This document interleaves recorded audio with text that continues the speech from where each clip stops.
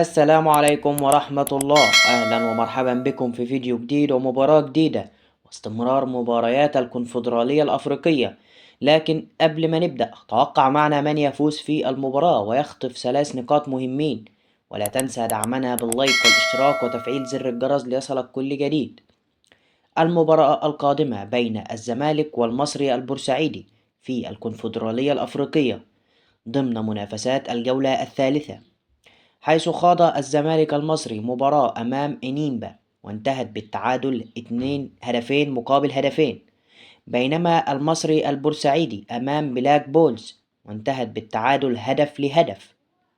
ترتيب المجموعة يأتي في المركز الأول الزمالك برصيد 4 نقاط، والمركز الثاني المصري برصيد 4 نقاط، والمركز الثالث إنيمبا برصيد نقطة وحيدة، والمركز الرابع بلاك بولز برصيد نقطة وحيدة.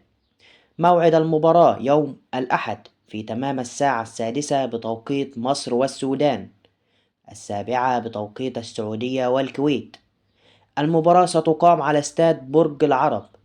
القناة الناقلة قناة اون تايم سبورت. توقع معنا من يفوز في المباراة ويخطف 3 نقاط مهمين، ولا تنسى دعمنا باللايك والاشتراك وتفعيل زر الجرس ليصلك كل جديد. والسلام عليكم ورحمة الله وبركاته.